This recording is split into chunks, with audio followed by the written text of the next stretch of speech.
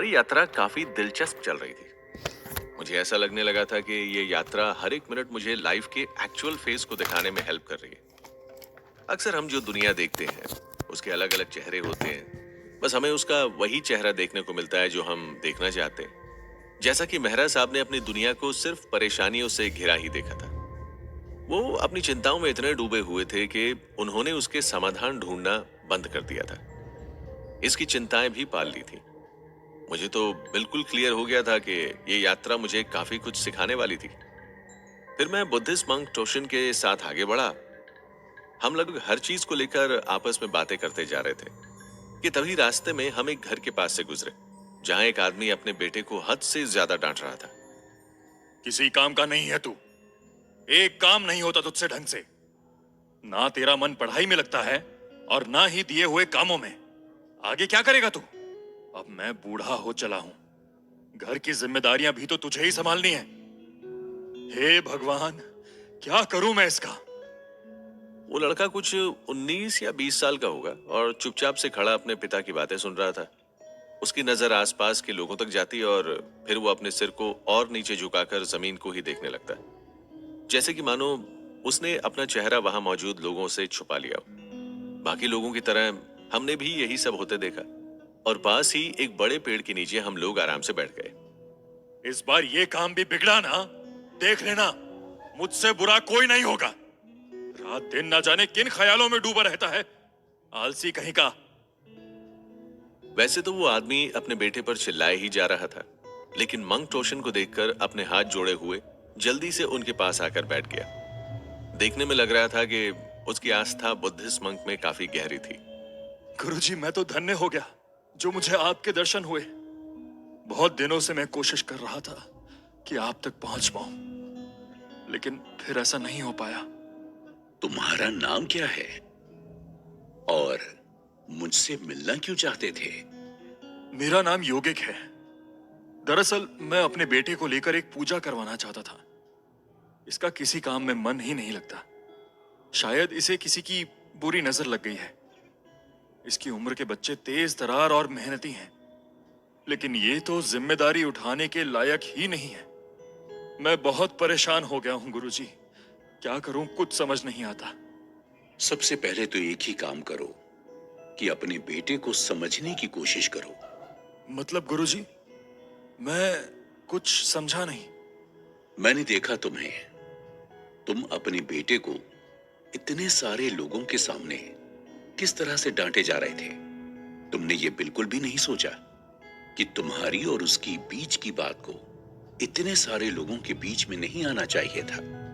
लोग तुम्हारे बेटे और तुम पर हंसेंगे, और अगर उसका मन किसी काम में नहीं लगता तो इसका यह मतलब नहीं है कि तुम उसके लिए कोई पूजा करवा दोगे और वो ठीक हो जाएगा। बल्कि उसे एक ऐसे पिता के साथ की जरूरत है जो उसे समझे। उसके चेहरे से साफ पता चल रहा है कि वो तनाव में था, लेकिन शायद तुम्हें नजर नहीं आया क्योंकि तुम्हारी उम्मीद उससे कुछ ज्यादा ही लगी हुई है। तनाव? तनाव के लिए उसकी उम्र ही क्या है? अभी तो उसके सामने पूरी जिंदगी पड़ी है। तनाव का उम्र से कोई लेना देना नहीं है। यह तो किसी दीमक की तरह किसी के भी दिमाग को अपनी चपेट में ला सकती है। तुम्हारा बेटा भी शायद तनाव में रहने के कारण अपने कामों को ठीक तरह से नहीं कर पा रहा है। अगर तुम्हें बुरा ना लगे तो क्या तुम अपने बेटे को यहां ला सकते हो? इस पर योगिक अपने बेटे को बिना वक्त गवाए मंक टोशन के पास ले आया।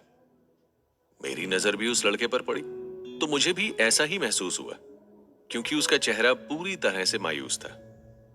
गुरुजी ने उसे ध्यान से देखते हुए उससे बात करने की कोशिश की, लेकिन बात करते समय वो आंखें ही नहीं मिला पा रहा था और न ही ठीक से बोल पा रहा था। इस पर गुरुजी ने उसे जाने के लिए कहा और उसके पिता को वहीं रुकने के लिए कहा, और उसके जाते ही मंक टोशन योगिक से कहने लगे, तुम बेकार ही अपने बेटे को किसी काम के लायक नहीं समझते, जबकि तुम्हारा बेटा पूरी तरह से तनाव से ग्रसित है। तुम्हें उसका ध्यान रखना चाहिए, उससे खुलकर बातें करनी चाहिए। उसका मन अगर कहीं नहीं लग रहा है तो तुम्हें उसके साथ बात करके इसका पता लगाना चाहिए कि उसके मन में आखिर क्या चल रहा है। उससे पूछो कि उसके तनाव का कारण क्या है, वो किस लिए परेशान है।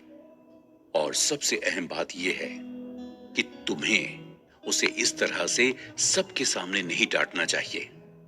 ये उसे मानसिक रूप से परेशान कर सकता है। अगर आप कहते हैं गुरुजी, तो मैं उससे जरूर बात करूंगा।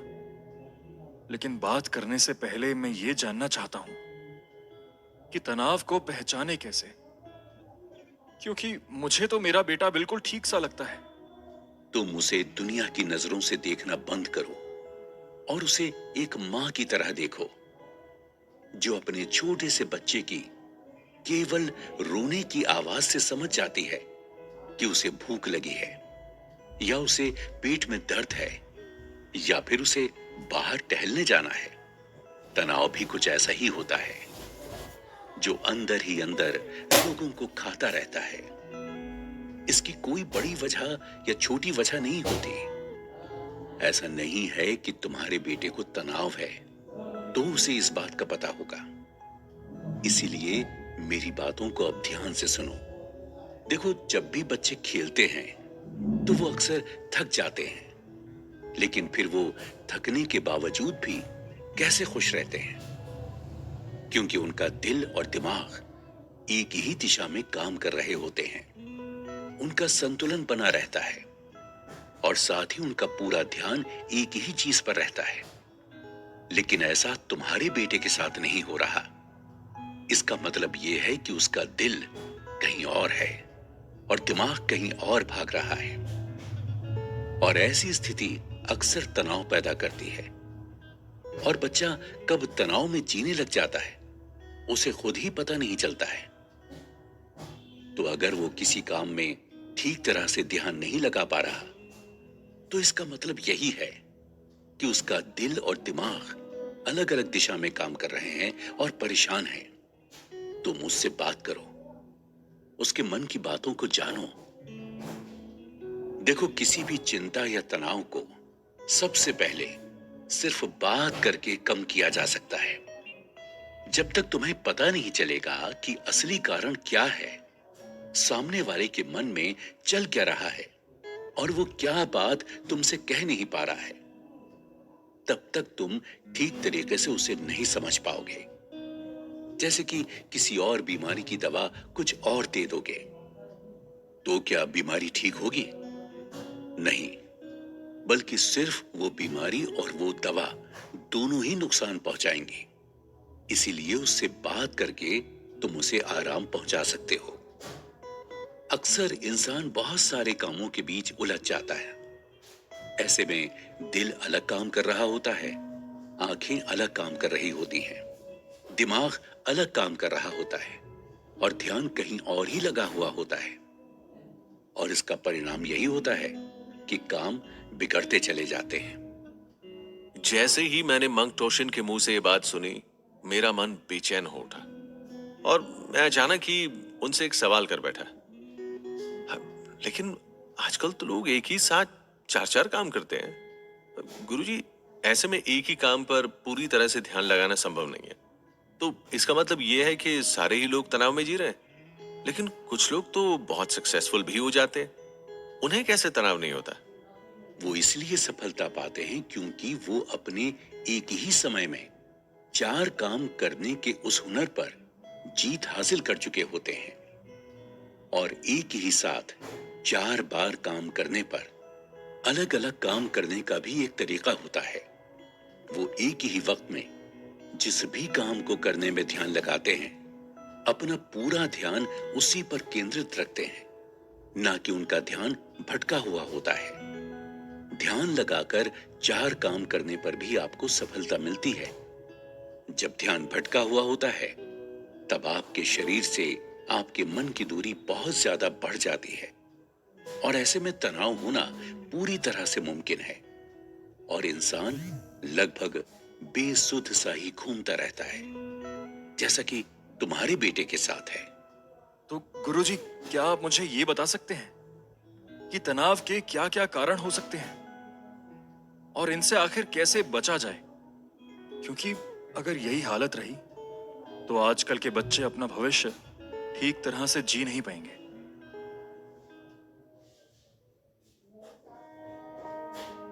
देखो,